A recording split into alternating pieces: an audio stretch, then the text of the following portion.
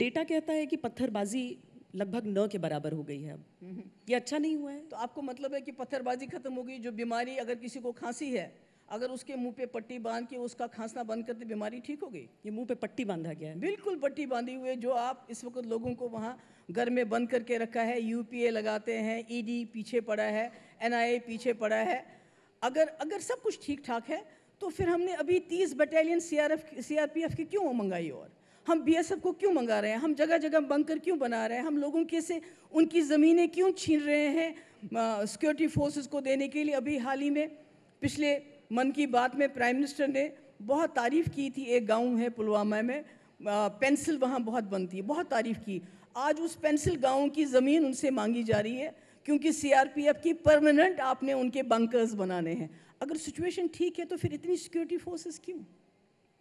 अगर सब कुछ अच्छा हो रहा है तो हम सिक्योरिटी फोर्सेस को कम करने के बजाय ज़्यादा क्यों बढ़ा रहे हैं? अगर मिलिटेंटों की तादाद 100 या 200 है तो इतनी ज़्यादा सिक्योरिटी फोर्सेस तो इतनी जो तस्वीरें आती हैं कि लाल चौक पे तिरंगा यात्रा निकाला गया, ये सब क्या है?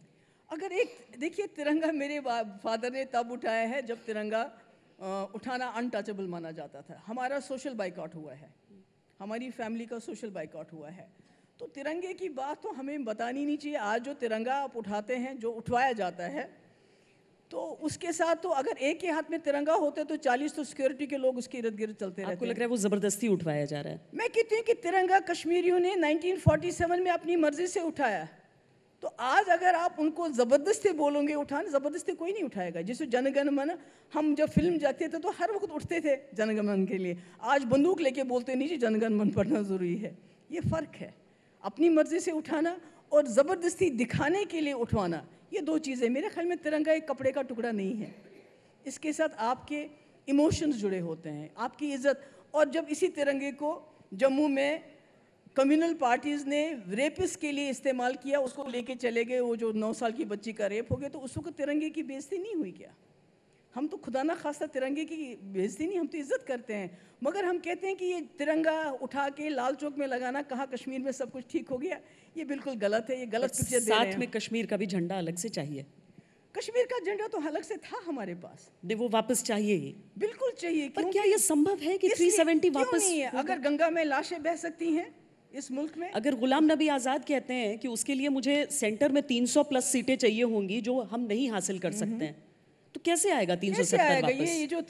ये जो 3 कानून थे हमारे, जिसके लिए 750 हमारे किसानों ने आहुति दी, कुर्बान हो गए, शहीद हो गए, तो कैसे मोदी जी को माफ़ी भी मांगना पड़ा और उस तिरंगे वो भी वापस करना पड़ा? तो आंदोलन करेंगे फिर?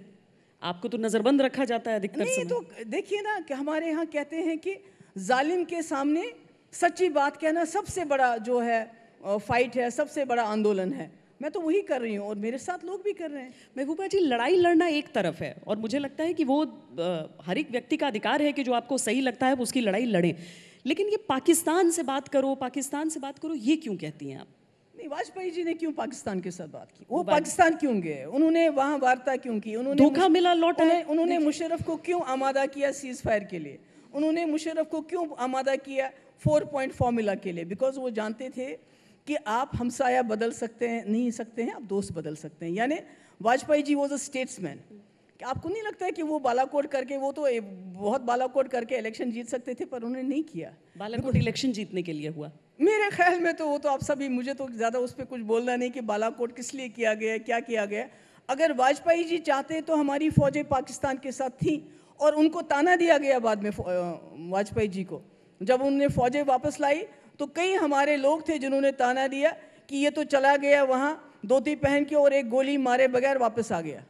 मगर वाजपेयी जी का सीना 56 इंच का नहीं था, शायद 60 इंच का सीना था उनका। He was a great leader और हमें वैसा लीडर, वैसा स्टेट्समैन बन के दिखाया कोई ना। तो इस वक्त अपोजिशन में है। कांग्रेस की लेगेसी है जम्मू कश्मीर। लेगेसी का मतलब मेरा नेगेटिव सेंस में नहीं है। अगर कांग्रेस नहीं होती, गांधी नहीं होते, जवाहरलाल नेहरू नहीं होते, बाकी कांग्रेस के लीडर नहीं होते, तो जम्मू कश्मीर इस सिचुएशन में कभी भी हिंदुस्तान के साथ नहीं मिलता जो आज की सिचुएशन है, जो यहाँ पर माइनॉरिटीज़ का हाल है, जो ये गोडसे का मुल्क बन रहा है। क्योंकि जम्मू कश्मीर को गोडसे का जम्मू कश्मीर बनने कभी कश्मीरी नहीं देते। पाकिस्तान की आज उनके देश में कोई नहीं सुन रहा है। बहुत खराबी है। हम बात क्यों करें? मैं कह रही हूँ पाकिस्तान की बहुत खराबी है। कर्जा ले रहे हैं वो, तब मुल्क चला रहे हैं। और हमारी हालत ये है कि हम बांग्लादेश, पाकिस्तान नेपाल से हंगर इंडेक्स में नीचे चले गए हैं। हम जीडीपी में बांग्लादेश से पीछे हैं। क्यों? क्योंकि हम जो जंग के ऊपर पैसा खर्च करते हैं दोनों मुल्कों को लड़ाने में, वो इतना ज़्यादा है कि हमारे यहाँ जब बीमारी आती है तो गंगा में हमारी लाशें बहती, क्योंकि हमारे पास वेंटिलेटर नहीं है, अस्पताल में जगह नहीं है। तो हम क्यों लड़ रहे हैं एक दूसरे के साथ? क्यों नहीं हम मसले को, समस्या का समाधान करके वाजपेयी जी की तरह दोस्ती का हाथ बढ़ा के जम्मू कश्मीर को समाधान करके एक अच्छी ज़िंदगी उनको भी, वो भी जिए, हम भी जिए, इसमें क्या बुरा है?